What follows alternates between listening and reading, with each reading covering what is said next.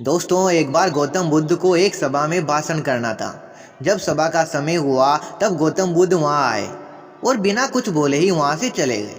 तकरीबन 100 से भी ज़्यादा लोग गौतम बुद्ध का उपदेश सुनने का इंतजार कर रहे थे और बुद्ध के इस तरह के व्यवहार को देखकर सभी लोग चकित रह जाते हैं। लेकिन किसी ने भी बुद्ध से कोई प्रश्न नहीं किया। अगले दिन फिर सभा का आयोजन होता है। दूसरे दिन सभा में लोगों की संख्या घट जाती है और इस बार संख्या घटकर 80 के लगभग रह जाती है। बुद्ध सभा में आते हैं, लेकिन इस बार भी वही, बुद्ध आते तो हैं लेकिन बिना कुछ बोले ही वहां से चले जाते हैं। लोग दोबारा से चौंक जाते हैं, लेकिन किसी ने बुद्ध से कोई प्रश्न नहीं किया। अगले दिन फिर सभा का आयोजन होता है, लेकिन इस बार सभा में लोगों की संख्या काफ़ी ज़्यादा घट जाती है और इस बार सभा में केवल 50 लोग ही उपस्थित हुए। बुद्ध सभा में फिर से आते हैं और फिर इधर उधर देखकर बिना कुछ बोले ही सभा से चले जाते हैं। उसके बाद कुछ लोग क्रोधित भी हुए, क्योंकि वो लोग अपना अपना काम छोड़कर वहाँ पर उपदेश सुनने के लिए आए थे। लेकिन किसी ने भी बुद्ध से कोई प्रश्न नहीं किया। अगले दिन फिर सभा का आयोजन होता है। दोस्तों, अब आप में से कई सारे लोग जो इस कहानी को सुन रहे हैं, आप में से कई सारों के मन में ये आ रहा होगा कि अरे यार, कितनी बार सभा का आयोजन होगा। और आप लोगों को इस कहानी को सुनते वक्त इरिटेशन भी शुरू हुआ होगा। और जिन लोगों को भी इरिटेशन शुरू हुआ है, वो इस कहानी को अब बड़े ध्यान से सुनना, क्योंकि ये कहानी आपके लिए ही है। अगले दिन फिर सभा का आयोजन होता है, लेकिन इस बार संख्या काफ़ी ज़्यादा घट जाती है और इस बार केवल 30 ही लोग आते हैं।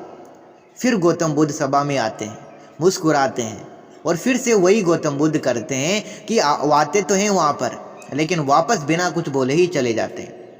इस बार भी काफ़ी लोग क्रोधित हुए और कईयों ने तो पीछे से गुस्सा भी किया, बड़बड़ाए भी, लेकिन बुद्ध ने किसी भी व्यक्ति का कोई प्रश्न का जवाब नहीं दिया। अगले दिन फिर से सभा का आयोजन होता है और इस बार लोगों की संख्या काफ़ी ज़्यादा घट जाती है और इस बार इतनी घट जाती है कि केवल इस बार सभा में 15 लोग ही उपस्थित हुए। इस बार भी बुद्ध सभा में आते हैं, लेकिन अब बुद्ध अपना आसन ग्रहण कर लेते हैं और फिर बुद्ध बोलते हैं और फिर बुद्ध अपना उपदेश उन 15 लोगों को सुनाते हैं और वे 15 लोग ही बुद्ध के भिक्षु बन जाते हैं। अगले दिन चलकर 15 लोग ही अपनी अपनी अलग अलग दिशाओं में बुद्ध के ज्ञान को फैलाते हैं। फिर एक दिन बुद्ध से किसी ने पूछा कि बुद्ध, आप कई दिनों तक बिना कुछ बोले ही सभा में से चले जाते थे, ऐसा क्यों होता था? फिर बुद्ध कहते हैं कि मैं उन लोगों की खोज कर रहा था जो लायक थे, यानी कि पहले दिन 100 से भी ज़्यादा लोग आए हुए थे। उसमें से ज़्यादातर लोग सिर्फ आए हुए थे, उन्हें मेरे उपदेश से कोई मतलब नहीं था, वे बस आ गए थे। और उनमें से ज़्यादातर लोग सिर्फ देखने और सुनने आए हुए थे कि सभा में होता क्या है। वे मेरे काम के लोग थे ही नहीं, क्योंकि वे लोग मेरे ज्ञान को औरों तक नहीं पहुंचा सकते थे। मुझे तो उन लोगों की खोज थी जो मेरे ज्ञान को जन जन तक पहुंचा सके। कई दिनों तक सभा में बिना बोले ही मैं इसलिए चला जाता था क्योंकि मैं ये देखना चाहता था कि वे कौन लोग हैं जिनके भीतर वास्तव में प्यास है।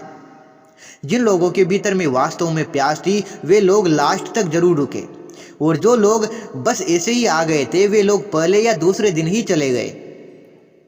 जिनके भीतर धैर्य था, उन्हें मुक्ति का मार्ग भी मिला, और जो लोग जल्दबाजी में थे, वे अब घर पे बैठे हुए हैं। सवाल ये नहीं है कि मैं तुम्हें क्या दे सकता हूँ, बल्कि सवाल ये है कि तुम मुझसे क्या ले सकते हो। तुम्हारा पात्र कितना बड़ा है, और तुम्हें वही मिलेगा जिनके तुम हकदार हो। फिर वो व्यक्ति बुद्ध से पूछता है कि बुद्ध लायक कैसे बने? फिर बुद्ध कहते हैं कि धैर्य के द्वारा। जिस व्यक्ति के अंदर धैर्य है, वो अपने जीवन में कुछ भी पा सकता है। सभा में जितने भी लोग आए हुए थे, उनमें से अंत तक वही रुके जिनके अंदर धैर्य था। चाहे तुम्हारे जीवन में तुम्हारा लक्ष्य जो कुछ भी हो, लेकिन तुम बिना धैर्य के सफलता के चरम तक नहीं पहुंच सकते। फिर वह व्यक्ति बुद्ध से पूछता है कि कोई व्यक्ति अपने भीतर के धैर्य को कैसे बढ़ाए?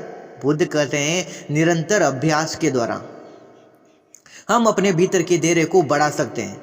जैसे कोई व्यक्ति जब ध्यान करना शुरू कर देता है, तो उसका मन उसके सामने कई सारी अड़चनें पैदा करता है, लेकिन उसका धैर्य उसे एक दिन उसके लक्ष्य तक जरूर पहुंचा देता है। फिर वो व्यक्ति बुद्ध से वापस पूछता है, मैं समझ गया बुद्ध, यानी मुझे धैर्य के साथ निरंतर अभ्यास करने की आवश्यकता है। दोस्तों, अब आपको समझ आ गया होगा कि आपके पास वो क्यों नहीं है जो आप पाना चाहते हैं। क्योंकि आप उसके लायक नहीं हैं। आप लायक तभी बनेंगे जब आपको अपने भीतर धैर्य को बढ़ाएंगे। और धैर्य कैसे बढ़ेगा? धैर्य बढ़ेगा निरंतर अभ्यास के द्वारा। और अभ्यास कौन करेगा दोस्तों? अभ्यास करेंगे हम और आप। तो फिर क्यों नहीं करते दोस्तों खुद से ईमानदारी के साथ एक प्रश्न जरूर पूछना कि जो आप भविष्य में बनना चाहते हैं उसके लिए क्या आप धैर्य के साथ कर्म कर रहे हैं? अगर आपका उत्तर नहीं में है तो आपकी जो असफलता है उसके लिए खुद जिम्मेदार होगी। दोस्तों ये जो भीड़ होती है, ये जो कंपटीशन का दौर है, इसमें कई सारे लोग लगे हुए हैं, लेकिन क्या आपको पता है कि इसमें ये दो गुण हैं क्या? कि वो धैर्य के साथ निरंतर प्रयास किए जा रहा है। जिनमें ये गुण नहीं है वो कभी सफल नहीं हो सकता।